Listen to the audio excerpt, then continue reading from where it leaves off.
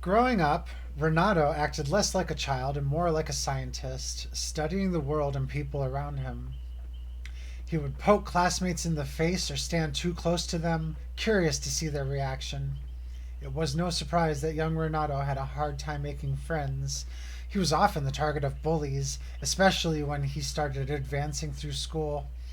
Sitting in classes with kids a year or two older than him and still outperforming them did not ingratiate Renato with his peers. Renato enjoyed two things: solving puzzles and annoying his sister Thalita. It was his way of showing his love. Renato saw how easily Thalita won over kids and adults alike and wanted to be like her. So when Thalita started to take an interest in flying kites, Renato did too. His parents knew Renato needed help socializing. When he turned 13, they volunteered Renato to work at Uncle Inacio's kite shop on the beach during the summer. Thalita was making new friends there. Maybe he would too. Instead, Thalita spent the day telling Renato what to do, which annoyed him more than anything. The bickering got so bad that Uncle Inacio had to teach them the art of kite fighting to settle their differences. Renato loved it immediately. He enjoyed kite fighting so much he didn't even mind when he lost. As Inacio expected, they started to fight less and play more. If only Renato had such luck with other people. Thalita would tell him to stop being so competitive with the kids they were teaching to kite fight, but Renato wouldn't listen. He hated it when anyone told him what to do. When Thalita started spending less time at the shop to focus on her modeling, Renato had to step up as teacher. More than anything, he would hear how much everyone missed his sister. Renato graduated from high school 2 years early, and his parents suggested he take some time to do charitable work. University or an early career could wait. Renato just wanted to be left alone and treated like an adult. Thalita suggested that Renato find a place to play guitar. If he could practice his guitar playing and put himself out there, Thalita promised the family would finally stop telling him what to do all the time.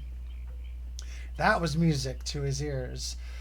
Renato decided to volunteer at a local retirement home. First, he played guitar for the residents, then, he started helping out in the kitchen, and before he knew it, Renato was learning what it meant to truly care about other people, to make the effort to help others without getting anything in return. For the first time, Renato felt like he had the power to make other people's lives better.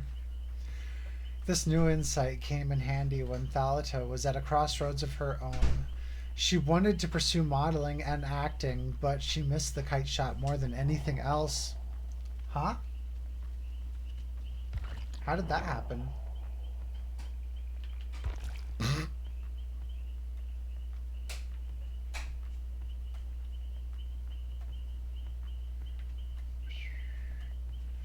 No, no, no, no.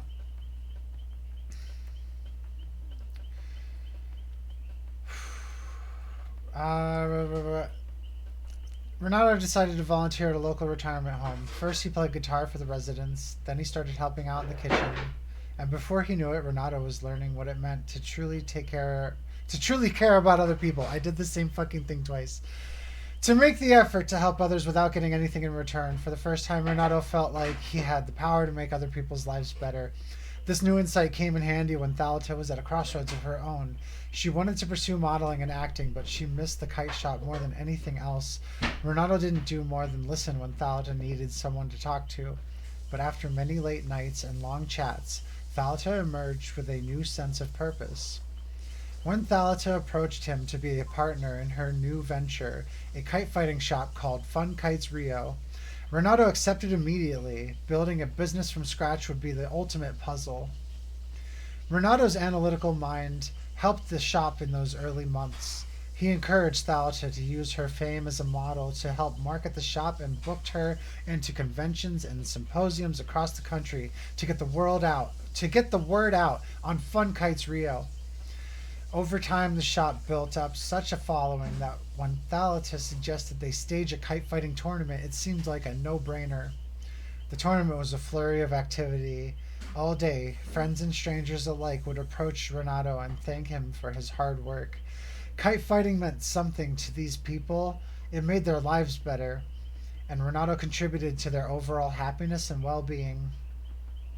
Before he knew it, the tournament was over and the moon was high in the sky. It didn't matter that he was tired or hungry or out in some remote field picking up garbage. It was all worth it. He only stopped cleaning when he noticed something up above, a drone. It made him think of the games he'd play with Thalita growing up, using their kites to take down remote airplanes, kites of people on the beach they didn't like, and so on. Thalita must have been thinking the same thing. She challenged him to see who could take down the drone, another chance to show up his sister. The perfect end to the perfect day. But no, this was a mistake. Renato felt a chill. He tried to stop Thalita, but she was already cheering. The drone ate up her kite and began its crooked, smoking descent into the forest. They were in trouble. It was only when he ran into the forest that Thalita sobered up and followed. It didn't take long to find the drone embedded in a tree, kite dangling from its dead rotor blades. The sharp string dug into Renato's fingers as he worked the knots. He nearly had the kite free when a bloody hand reached out from the dark forest and grabbed him. Renato jumped at the sight of the injured man. He was raving, babbling, desperate for help. Renato put his hand out to keep the man from falling. It was already too late. Two blades sliced through the man and along Renato's arm.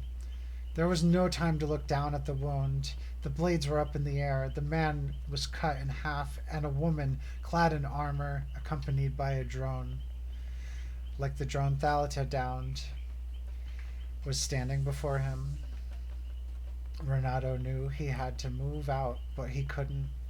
Time was running out.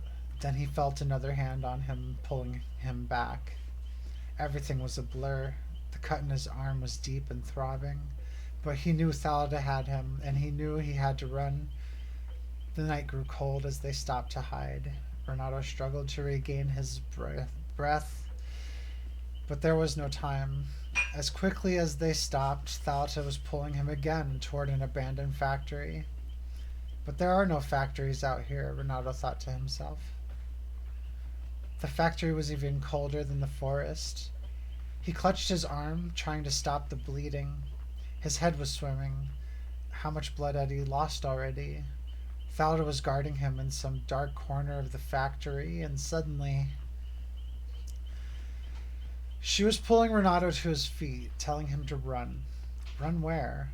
She said something about a beach. Renato tried to stop her, tried pulling her back, but he was too weak. He couldn't see any beach. All he could see was black fog closing in on them.